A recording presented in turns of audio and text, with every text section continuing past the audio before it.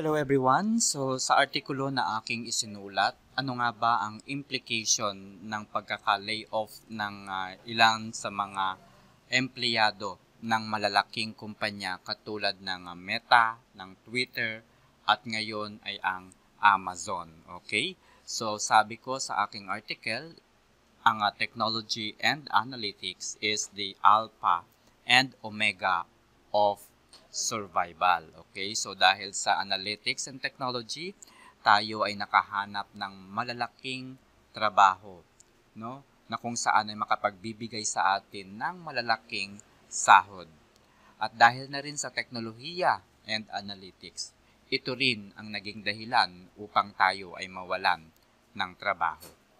Alright, so we have now the blockchain technology, machine learning, virtual reality, augmented reality, automation, and the artificial intelligence. At marami sa mga kumpanya, hindi lang dito sa Pilipinas, maging sa ibang bansa, ay nakatuon ang kanilang atensyon sa artificial intelligence, machine learning, and other advanced technology and analytics. Ito kaya rin ang naging dahilan kung bakit marami ang tinanggal sa kanilang trabaho dahil nagawa na nilang tulungan ang mga kumpanya na ma-achieve yung kanilang envisioned mission and vision. Alright, so ito ang dahilan kung bakit nasabi ko that technology and analytics is the alpha and omega of survival. Okay, so nauna nang magdeklara ang Meta ng layoff sa higit 11,000 na kanilang mga employees. Ito ay katumbas ng 13% of their workforce, no, 'di ba? Napakadami. At ang Twitter naman ay halos kalahati, no, ng kanilang manggagawa ay na layoff sa kanilang trabaho. At ngayon ay Amazon naman ang sumunod na magle-layoff ng kanilang mga empleyado. So, ibig sabihin nito, hindi na assurance sa kasalukuyan na kapag tayo ay nagtrabaho sa malalaking kumpanya, sa mga established companies, no? Katulad ng mga ito, hindi na kumbaga siya assurance na tayo ay magtatagumpay, na tayo ay kumbaga magtatagal sa kumpanya at ma-achieve natin yung retirement age sa paglilingkod sa kanila, no? So ano nga ba ang nakikita kong solusyon na maaari nating magawa to combat this layoff, no? So ikwento ko lang sa inyo noong 2016, I was working in a company in Makati, and unfortunately I was being laid off, no, because of the business changes.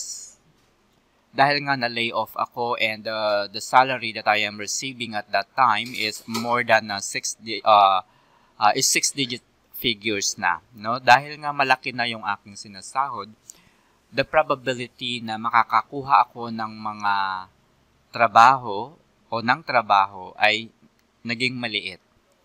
Dahil na rin sa kakaunti ang mga kumpanya na kayang tumbasan ang aking sinasahod. So, yun yung isang bad side kapag na-reach mo na yung high level of your career. Okay? So, dahil nga 6 digits na yung aking sinasahod at that time, nahirapan akong makahanap ng trabaho. Until I realized that the opportunities online is becoming bigger and bigger. And so what I did is to discover those opportunities. So as a professor teaching social media analytics, sinubukan kong i-discover kung ano-ano ang mga opportunities na ito online. Paano ba ako magkakaroon ng pagkakakitaan kahit ako ay nasa bahay lamang? And I discovered this platform. So as you can see, I decided to open a shop in Facebook. So yung eTech International is my e-commerce, and Now, it was transformed into Reels. Sumunod nito ay ginawa ko ang aking YouTube channel at gumawa rin ako ng sarili kong website, no, na kung saan ay pinayagan ko ang advertisement na maglagay, no, ang advertisers, no, na maglagay ng kanilang advertisements sa aking website. So, ito yung statisticsdoctor.com. So, kung mapapansin ninyo yung statisticsdoctor.com, ay marami kayong makikitang mga advertisement from different companies.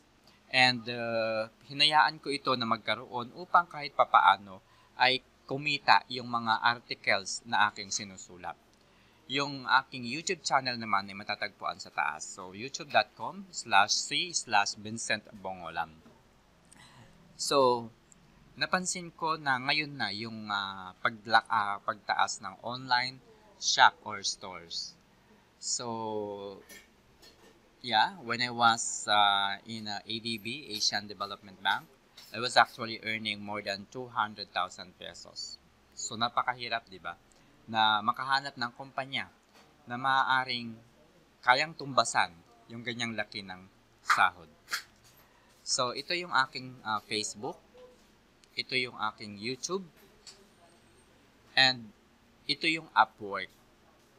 Okay, so this is an online job platform na kung saan ay dito ako kumita ng malaki, lalo na nitong kasagsagan ng pandemya.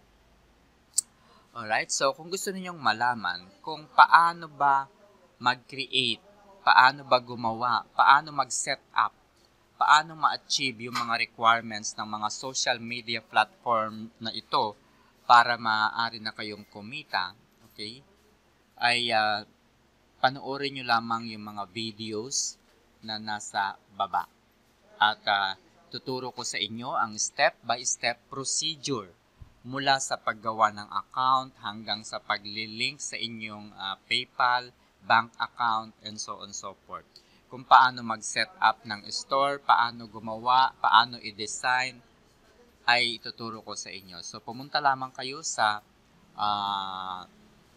description ng video na ito upang mapanood yung mga specific tutorial kung paano makapag-monetize sa Facebook, paano makapag-monetize sa TikTok, paano makagawa ng online shop sa TikTok, paano gumawa ng Shopee store, paano gumawa o mag-register sa GrabFoods, and so on and so forth, at maging sa Google. Okay, so pumunta lamang kayo sa description ng video na ito. Thank you.